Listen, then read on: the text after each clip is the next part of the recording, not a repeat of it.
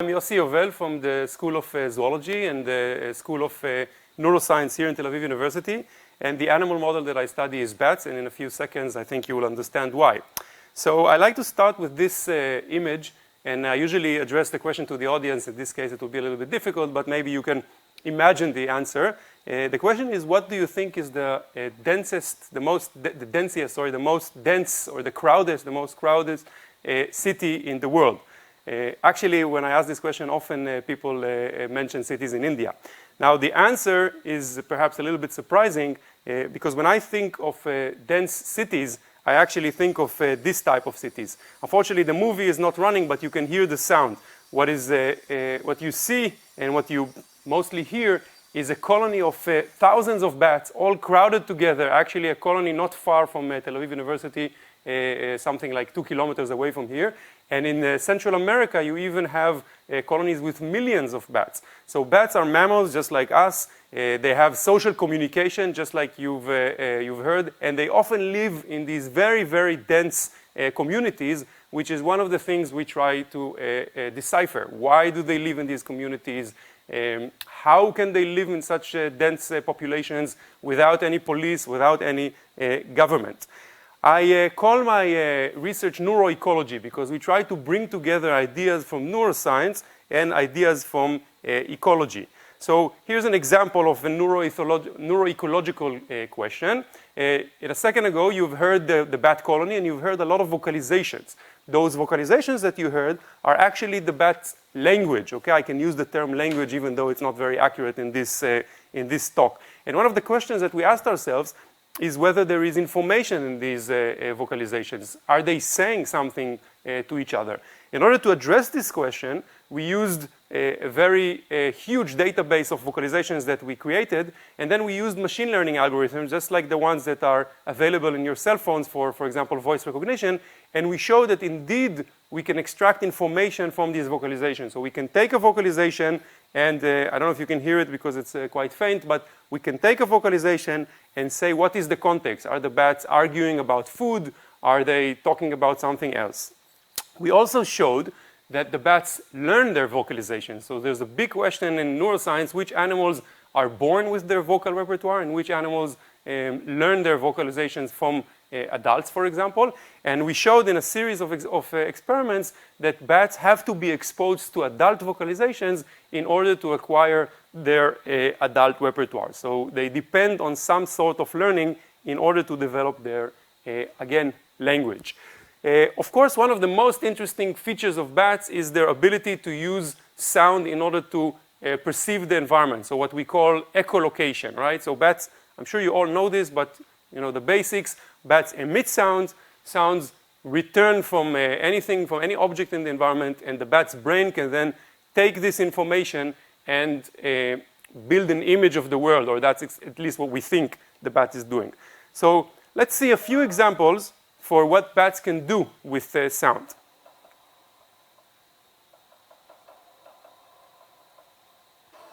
Okay, so now you can see an insectivorous bat attacking a moth. Most bats actually eat insects. They're also very good for agriculture for that reason. And this is done using sound only. Notice how the bat scoops the prey with its tail membrane, again using sound only in order to detect and localize and classify prey. Some bats eat fish. In this case, you can see a bat extracting a fish out of the water, again using sound only, using sonar or echolocation. Same thing, sonar, echolocation. We call it sonar. When it comes to bats, we call it echolocation. Here's a pollinator bat that drinks nectar out of a cactus in Central America. And this bat also pollinates the cactus while doing this. Okay, so the cactus actually wants the bats to approach it. And this same bat also pollinates the agave plant, which brings you and me tequila. So without this bat, we would not have tequila. In a second, this is one of the most difficult tasks that bats solve, and we are trying to understand how. How can this bat identify or classify the spider versus the leaves, the signal versus the background?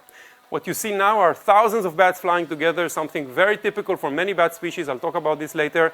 And the question here is, how can they avoid interference? How do they not jam each other with their signals? And finally, a short movie taken in the lab just to remind you that bats are flying mammals. So they're the only mammals that have the capacity of flight.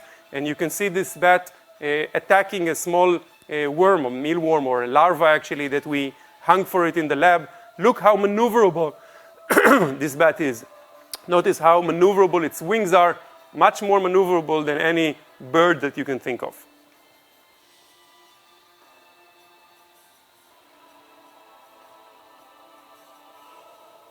Okay, so those are things that bats can do with sound, and I'll try to explain how do we study this and how do we try to mimic this. So when we go through the process of understanding what bats can do and mimicking them, we usually have 3 stages. The first stage is trying to understand what the bats can do with sound, okay? Because if we don't know that they can do it, how will we be able to do it? The second step is to try to understand how, to get some intuition, how do they actually do this? And the third step is obviously to try to build something that mimics them. So regarding the first question, how do we know what bats do? I'm afraid the movie is not going to play because this is not my computer, but I'll explain how we do this even without the movie. So the image that you see is a classical training apparatus that we use in the lab for bats. So when we ask what a bat can do, we have to train the bat, basically, just like you train a dog, for example. Okay, so what you see is what we call a Y platform. There's a base of the platform, and there are 2 arms, and the bat is placed on the base, and then it receives one stimulus from one side and another stimulus from the other side, and it has to crawl to the side that it thinks is the correct side. What do I mean by correct? So, for example, I can train a bat to distinguish an apple tree from a pear tree using this paradigm. So I can play the echo of an apple tree on one side and the sound of a pear tree on the other side, and I can train the bat to crawl always towards the apple tree. And if the bat can learn to do this, this means that its brain is able to use this information in order to solve the task. Okay? So that's step number 1. We have to understand what the bats can do. Okay? Yeah. The next step is, as I said before, is to understand how they do it. Now, for this purpose, we need to collect echoes. So we need to collect sounds, right? We need to look into the sounds that are produced by the environment, the echoes that return from objects in the environment. So in order to do this, we use different types of robots. Here you can see an arm robot on the right, and you can see a vehicle robot, sorry, on the left. Both of these robots have a mouth. They have a speaker, ultrasonic speaker, mimicking bat echolocation, and they have 2 microphones. Here I'm trying to show with the cursor. They have 2 microphones mimicking the bat's ears. So this allows me now to collect actual echoes from the environment. So what do these echoes look like? What you see in the image in front of you at the moment are spectrograms. So each of these is a spectrogram. It's a single echo. You have frequency on the y-axis, and you have time on the x-axis. And you can see the names. We have 5 different types of plants or species of plants in this image. And you can see a single example of one echo for each of them. The second row is an average of many, many echoes.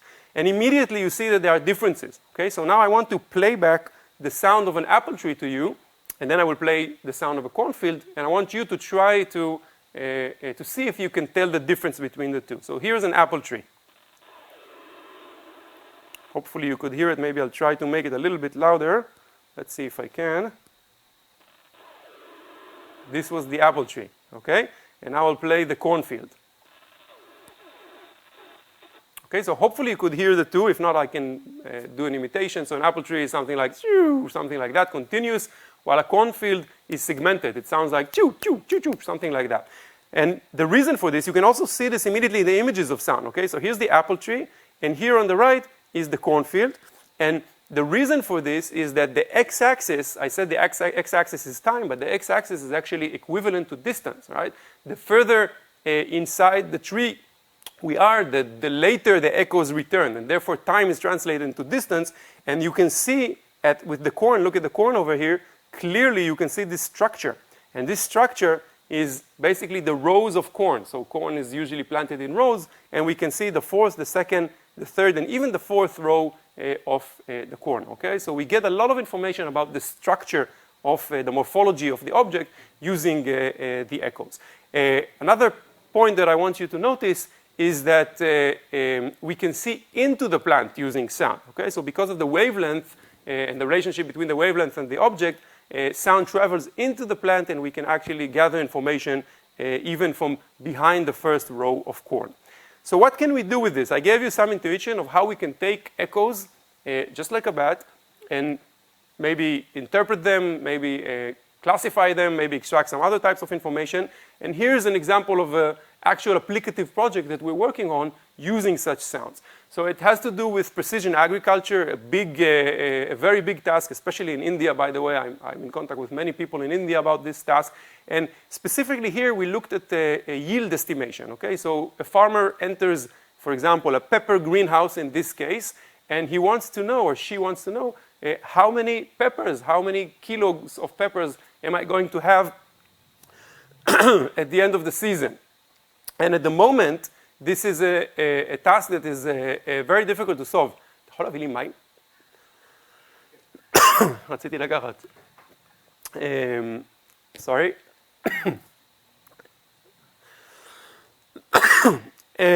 Okay, let's see if I can continue before the water arrives. So, so this is a task that is difficult to solve for the following reasons. You can look at the image in front of you, and you can see that the peppers are green, the leaves are green, the peppers are often embedded inside the leaves. So with vision, for example, it is very difficult to solve this, this task. Okay, so what we did is to use sonar in order to solve the task. I'm not going to go into all of the details. Basically, we use machine learning, which is today used everywhere.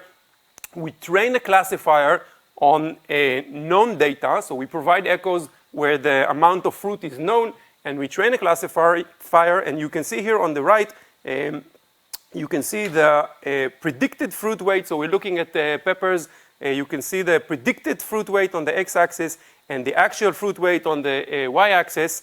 And you can see that our classifier is doing pretty well. So we can say with an accuracy of several grams, something like 10 to 100 gram error, how much fruit is there on a given plant.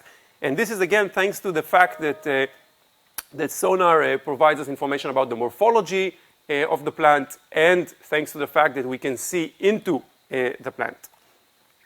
What else can we do with sound? So here's a project, a less applicative at the moment, a more basic science project in which we try to actually build a bat. So you will see a vehicle, okay? Here on the left, you can see the vehicle moving through the environment for the first time. It's never been there. It's not a flying bat, it's a driving bat at the moment. And this vehicle, just like I showed you before, has a speaker in front of it and two microphones, so it collects echoes from the environment. You can see the echoes here in the center, so it has a left ear and a right ear, and the echoes arrive, and everything is autonomous. So there's a computer on the speaker, and on the vehicle, and the computer analyzes the signals arriving and builds a map of the environment, like you see at the moment in front of you. So this is a map built based on echoes only, so an acoustic map only. And at the third step, you will see how the vehicle can also make decisions. So imagine a situation, you can see the vehicle arriving at a dead end. There's something blocking it on the right, something blocking it in front of it, and on the left, there is a plant. So what it is now doing is to collect echoes from all three directions and to make a decision autonomously. Everything is done on the computer itself, on the vehicle itself. We have no control, and you can see that it decides that it has to turn to the left and try to pass through the plant. And in a second, it will also succeed. Okay, so this is a project in which we show that we can map the environment using sound only. In the future, in the near future, hopefully, we would like to place our system on a drone. We're actually already doing this in order to perform everything that I've just shown you, but this time from above. This could be extremely relevant for big fields, for example, in agriculture. And we also plan to use additional features, bat-like features like these ears that are very helpful for different tasks that I will not elaborate on at the moment. So I want to go back to bats. I talked a little bit about robots, and in the rest of my talk, I want to go back to bats and try to explain what are the most fundamental tasks that we are dealing with and how we think about these tasks. So I've already mentioned that bats can fly in big swarms of thousands, sometimes even dozens of thousands of bats. We've seen this in the movie. And one of the main questions is how do they avoid interfering with each other? And this is a question we've worked on quite a bit. But I actually want to talk about a different aspect of this behavior, and this is what are the bats benefiting from this behavior? Are they benefiting from moving in a group? Maybe they're just interfering with each other, okay? So what's the purpose of this behavior? Now, in order to study this behavior in the wild, okay, where the bats actually behave and not in the lab, we had to develop miniature sensors that can be placed on the bats. Okay, so bats are extremely small. Most bat species weigh less than 50 grams. On the left here, and at the bottom of the screen, you can see the smallest bat and probably the smallest mammal on Earth, bumblebee bat, which weighs less than 2 grams. You can see the size of it. It's an adult. So because of this difficulty, we had to develop our own sensors. We call them the Vespers. You can see an example here. It's a sensor that weighs less than 2 grams. It has a GPS on board. It has a microphone, which is extremely important for us. And it has additional sensors. So it has an accelerometer. You can also record, for example, body temperature. You can perform ECG recording. So you can use the sensor for many, many different recordings. And one of the first, maybe I show you the map even though the movie is not playing. One of the first places we took this device to is Baja California. Okay, so you probably recognize the map. This is Baja California, Mexico on the right side. And here in the center, we have the Sea of Cortez. And in this sea, we have small islands where fishing bats live. So these bats live on the islands, and they go out at sea. You can see this in the next image. This is our GPS data. You can see an individual leaving the island and flying far, sometimes dozens of kilometers offshore, in order to forage at sea and then come back at the end of the night. And we were intrigued by this system because it is extremely difficult to search such a sea. Okay? The bats do not know. They search for fish. They don't know where will they find fish. And they have to search this huge environment, while each of them has a very limited sensing range. So each of them can only sense maybe a few meters ahead, and still they have to search this area of many, many kilometers. So we were guessing, and indeed we showed that this is true, that the bats are actually searching in a group. In order to solve the problem, they are searching in a group. We use our microphones on board the bats in order to assess whether they are in a group. So when I have a microphone on the bat, you can see this over here, okay? I record that these are echolocation calls emitted by the bat. Again, we're looking at frequency over time, spectrogram just like before. We have the calls, these are the calls that I'm pointing to that were emitted by the bat itself. And circled in red, you can see calls of a nearby bat, another bat. So this proves that the bats are actually moving in a group when I see these other nearby bats. And what we show, let's see. Yeah, so unfortunately you cannot see the movie, but what we show is that the bats are constantly moving in groups. So when they leave their island, they're always part of the group, and this helps them to improve searching. How do they do this? This is why I have a bag of chips on this slide. We call it the bag of chips effect. So when they spread, they of course increase the area that they are searching in. But once one individual finds prey, fish in this case, it emits echolocation sounds in a rate that constantly increases. Okay? And while it is doing this, the other bats around it realize that this bat found food. So there is indirect communication within this group of bats. And of course, the next step is to think of a group of robots that perform according to the same algorithm. So this is exactly what we're trying to do these days. We're trying to mimic this type of group behavior that has very limited communication and still allows the animal to search much more efficiently than if they were moving in as singles.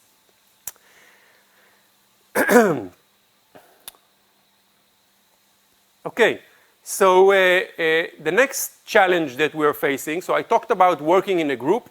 Another big challenge that bats are facing is navigation. Many bats navigate over dozens of kilometers every night, even more than that. In a second, I'll show you a bat that does even more than that. So this nectar feeding bat that you see in the image, it's the same bat that we saw in the movie before. It's a bat that lives in southern USA, Arizona area, and also northern Mexico. And it's a bat that drinks nectar out of cacti or other flowers. And we've found in a study, again using these GPS devices, that these bats can sometimes fly 100 kilometers one way to a cactus or to a field of cacti and then return. So in total, this small bat that weighs no more than 20 grams can fly up to 300 kilometers per night, okay? So what you see in the image in front of you is the colony. Each color is a different bat, and some of them, notice how some of them cross the border with the US on a nightly basis, and some of them, like this individual over here, flies over 100 kilometers in order to feed and then return to its colony, okay? So how do they navigate over such huge distances? It's probably not related to echolocation, because they fly high, they fly over 100 meters when they do this, while echolocation range is much, much shorter, probably dozens of meters at most. And in order to study this, what we are doing is to use drones in order to collect the data that would be available to the bat. So we are assuming, hypothesizing maybe I should say, that bats use vision in order to do this. And in order to study their behavior, we take a drone, we fly it in the exact same trajectory flown by the bat. We collect the visual information that should have been available to the bat, and then we throw this data into a neural network, an artificial neural network, and try to understand whether it is possible to train a network to perform this navigation. So can you explain the bat's navigation with this visual input using a neural network? Okay, so this is what we are working on these days. Now, many bats roost, I showed you at the beginning, you remember, in a colony with many, many individuals inside. And then they fly out nightly, come back, interact with individuals, fly out nightly, and come back, interact with individuals. And one of the main questions that we are interested in, so I mentioned already two big questions. How do they act in a group outside? How do they navigate? And now I want to mention a third question, which is what is happening in the colony? So is information being transferred in the colony that is related then to navigation? Did that bat that flew 100 kilometers know something about other bats in the colony? The problem is that in order to follow the bats in the colony, you need to have, I don't know, thousands of GPS devices, for example. It's very, very difficult to do so, especially it is difficult to do so because the colonies are so crowded. So what we've decided to do is to establish our own colony. Okay, here in Tel Aviv University, we have a colony of fruit bats, by the way, a species that is very similar to a bat that you have in India, and it's called the Egyptian fruit bat. And the colony is on campus, which allows us very easy access to the colony. So we can enter the colony on a daily basis, catch the bats, place GPS devices, remove them, charge batteries, whatever we want to do. The bats are free. They go out, they come back, they do whatever they want. So in this image here, you can see an example. Our colony is down here. You can see an example of one bat flying out of the colony. Okay, each night has a different color. Look at this green night. On the green night, she flies out. She moves to a different colony. This is not our colony. She roosts somewhere not far from here. And then on the next night, on the red night, she comes back and roosts in our colony. So there's exchange of bats from our colony and other colonies around. They are interacting with each other, which is a good thing. It means that our colony is now natural, I would say, or wild, so to say. And this system now allows us to track bats over months, okay, something we could not do before. So you can see here, for example, this map shows the movement of one individual along 3 months, the same individual from the first day it was outside. So this is a pup, a young bat. From the first day it was outside and until the age of 3 months, we were able to track this individual, which now allows us to ask a whole new range of questions, okay? So how does it learn to navigate? What do the interactions inside the colony mean for this bat? And so on and so forth. And one of the things that we found, and this will be the last story that I tell you, is related to bat conservation. Okay, so most of my talk had to do with what can we learn with bats and how can we then translate this into robotics or algorithms. And I also want to say a few words about bat conservation. So there are 1,300 species of bats, more or less, known in the world. Many of them are not in a good situation. Many of them, of course, are threatened by human activity, by building of cities, for example, by urbanization, which is a huge phenomena, especially also relevant for India. And what we found, so some bats roost in the city. Okay, maybe you're familiar with such bats in your area. Some bats, most bats, leave the cities. They move out and they prefer not to roost in the cities. But some bats actually roost in the cities. Fruit bats, Egyptian fruit bats, the same bats that I mentioned earlier on, are city dwellers. You can find colonies of bats in the city and colonies of bats outside the city. But what we found is that the movement of these bats is very, very different. So what we call city experts move very, very different from urban experts. Okay, so you can see two examples here on the slide. Up here you can see a country bat. Okay, this is a rural bat, and you can see multiple nights of the same bat. And what you can see is that this bat flies about 30 kilometers every night, 30 kilometers to the same destination and back. So very, if you wish, a very boring bat. Goes out, comes back, goes out, comes back. When you look at the city bat, you see a completely different behavior. Look down here. Again, one individual every night has a different color, and you can see that the bat is hopping between sites. So it's a much more flexible bat, much more diverse in its behavior, moving from one site to another on the same night. And this is something we see now repeatedly in urban bats versus country or rural bats. We're now looking into the basis of this difference. So is it genetic? Do these bats differ in their genes? Do different populations inhabit the city or the country? What is driving these differences? And what are the differences in the brains of these animals? So there are many studies that show that life experience can change your brain. There is one very famous study done in the 90s on taxi drivers in London that shows that the hippocampus, the area in the brain that is in charge of navigation in taxi drivers in London, is larger on average than that of others. And the more time you spend as a taxi driver, the larger your hippocampus is. Of course, we don't know if this is a correlation or a causation. Okay, let's be careful. But at least this has been described. So we're now doing a similar thing with the bats. We're MRI scanning the bats. I remind you, MRI is a non-invasive technique, so we can scan the bats and then release them back outside in nature. So we are MRI scanning the bats, looking at differences between country bats and rural bats, country bats and city bats. And indeed, we find differences in areas such as the hippocampus, areas that are related to navigation, and also areas, parts of the limbic system, areas that are related, for example, to fear, to boldness, to other characteristics like this. I want to end with a story. I want to go back and end with a story that is not bat related. Okay? So our work on sounds and on the sounds of nature brought us to work on the sounds produced by other animals as well. And in collaboration with Professor Lila Hadani and Professor Yovel Sapir here from Tel Aviv University, we started working on plant acoustics. So again, no bats involved in this story. The question is whether plants can receive sound. Can they use sound somehow? Okay, it's a big question. It's been around for many years. And what we showed in this study is that if you take the evening primrose, this flower that you see in front of you, and you play the sounds of a pollinator, the flower will increase sugar concentration in its nectar within a few minutes.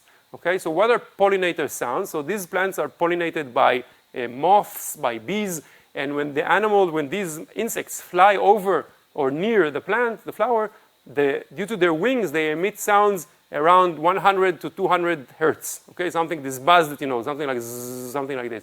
And if you take a speaker, that's what we show, and you play back these sounds to the plants, within 3 minutes, they will increase the nectar concentration of the sugar concentration of the nectar, probably in order to reward potential pollinators, and in order to attract more pollinators later on. So we are now also strongly engaged in several projects that have to do with what I call phytoacoustics, so the acoustics of plants. So that's it for today. I want to thank a lot of students who contributed to this work, including students from biology. So my lab is extremely diverse. We have students who are biologists, we have students who are computer scientists, engineers, and all have to collaborate together in order to do the science that I've shown you today.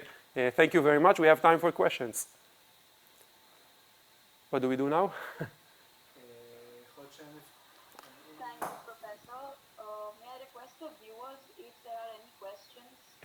How will I see the question? Portal on the left side of your screen and submit the questions for the professor. Okay, so let's see if I can see the screen. Professor,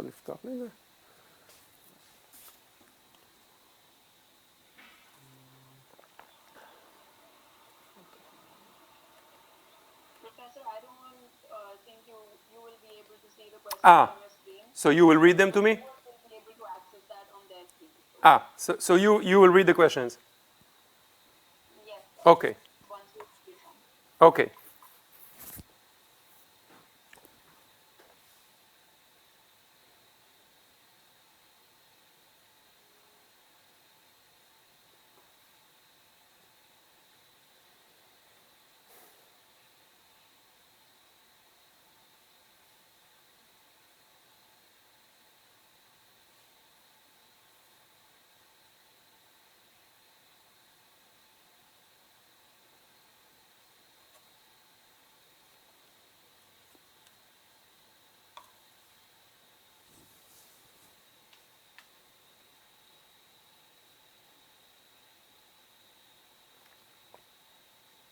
I cannot hear you. Are you reading it?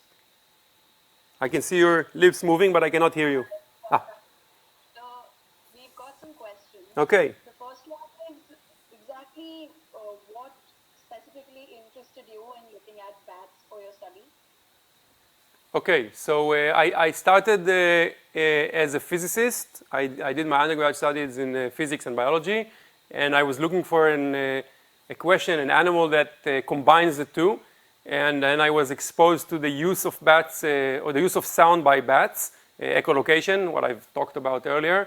And this just fascinated me. So the fact that animals can use this additional sensory system, which we do not have, the fact that they can use the physics of sound in order to perceive the world, that's what mostly drove me into working on bats.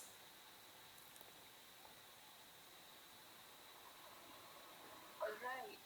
Another question, Professor, is can we commercialize the applications for knowing the quantity of produce in agriculture?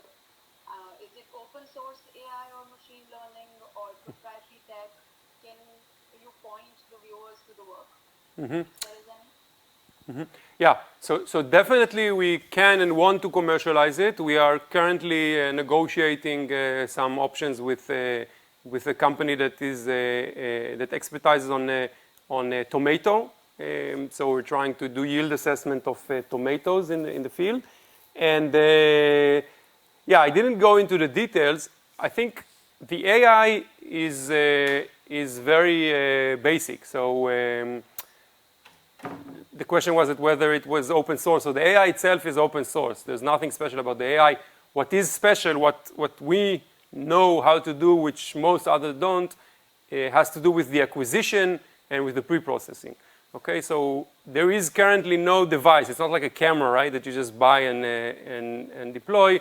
There is no sonar device that you can easily buy and deploy. So that's something that we do. Build it, improve it, use multiple microphones. Those are things that we do that are part of the process.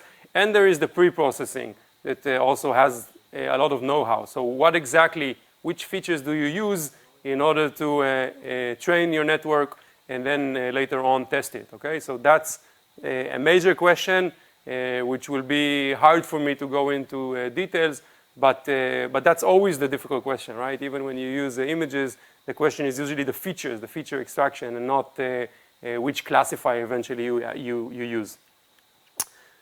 Next question. All right, sir. Another question is, do you see any other applications for echolocation? So I showed you the robot that can navigate using sound. And I always argue, you know, currently robotic navigation doesn't use sound. It uses mostly vision or LIDAR these days, LiDAR, so laser basically. Sometimes they use some sorts of radar also. And I think that sound could be an additional sensor. So it's not instead of vision. We know vision is great, right? But sound gives you some advantages. It allows you to work at night, for example, or when there is dust. It allows you to range, to measure distances very, very accurately. And the data that you acquire is reduced in comparison to vision. So vision is, right, huge data, creates a lot of data, while with sound you can settle for much less data. So I think that robotic navigation could benefit from adding sonar to the current existing sensors. Any other questions? Just one more, sir. Mm-hmm. A viewer is asking if we can contribute to this field when they belong from the field of ecology. So can you repeat? So can you contribute if you come from a background of ecology? That was the question? Ecology, yes. Yeah, so I think I presented maybe, I don't know, 40% of the talk had to do with ecology, with ecological questions actually. So I think definitely, there's the question of conservation that I mentioned at the end. We need to know what the animals need. So, I showed you how animals in the city move differently from animals in the country, right, side, but now we have to translate this into action, right? So try to understand what exactly are the needs of the animal in order to then advise decision makers. Many of the questions that I presented, working in a group, what is the importance of the colony for information transfer, navigation, these are all questions that are related to the ecology of the bat, and just after we understand them, then we can think of how to mimic and apply them. So the answer is definitely yes. Thank you so much, Professor. That's all the questions that we have. Okay. Thank you to the viewers for joining us. Thank you to Professor for the wonderful presentation. Have a good day, everyone. Bye-bye.